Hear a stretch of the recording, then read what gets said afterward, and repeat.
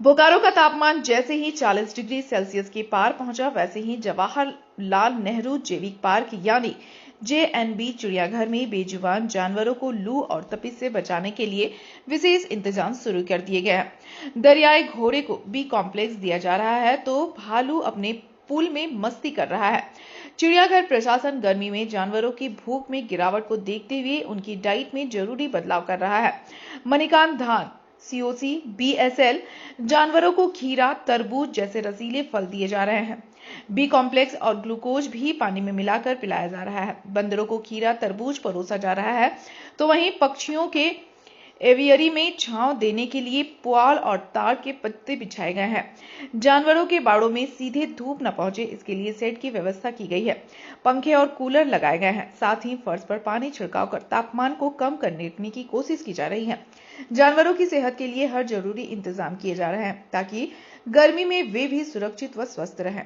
गर्मी में जहां इंसान बेहाल है, वहीं बोकारो का यह चिड़ियाघर एक मिसाल बनकर सामने आया है, जो दिखाता है कि अगर देखभाल हो तो जानवर भी गर्मी में सुकून पा सकते हैं।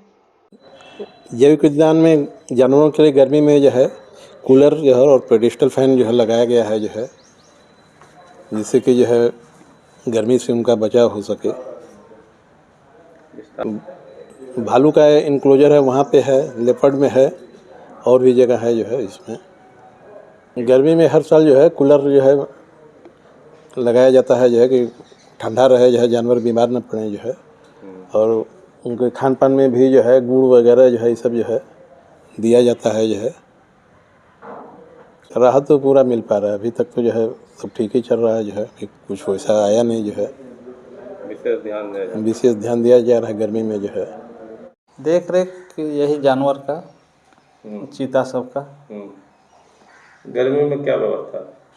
गर्मियों में कूलर की व्यवस्था रखा गया है, पंखा का, और डेली सफाई है। फर्श में सुबह डेली धोना पड़ता है। कितना ध्यान रखना पड़ता है गर्मियों में जानवरों का? गर्मियों में तो दिन भर इसको ध्यान देखना ही पड़ता है। ज़्यादा धूप है तो तुरंत फिर इसको केज के अंदर में लेना पड़ता है। क्या करते हैं केज के अंदर लेने के लिए? वही ठंडा, इसमें कूलर लगा देते हैं, पंखा भी रहता है। गर्मियों में खाने की क्या व्यवस्था? खाने का व्यवस्था ये सब को 12 महीना एक ही है।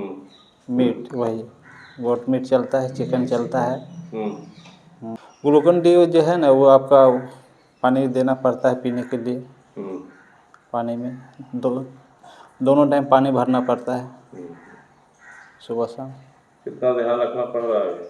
ध्यान तो काफ़ी देना पड़ता है, 5 बजे तक ध्यान ही इसके पीछे रहना पड़ता है। सबसे पहले तो बाहर में जो उनका टब है और उसके माध्यम से अपना वो लोग स्नान खेलते कूदते हैं। उसके बाद अंदर आने पर उन लोगों के लिए कूलर की व्यवस्था की गई है। हमेशा वो अपना साथ ही फैन का भी व्यवस्था है। जैसा उन लोगों को मौसम के अनुसार जो सूटेबल रहता है उसके अकॉर्डिंग हम लोग उसको प्रदान करते हैं। कितना राहत मिल पा रहा है गर्मी से? बिल्कुल अभी नॉर्मल रह रहे हैं, किसी प्रकार का कोई दिक्कत नहीं।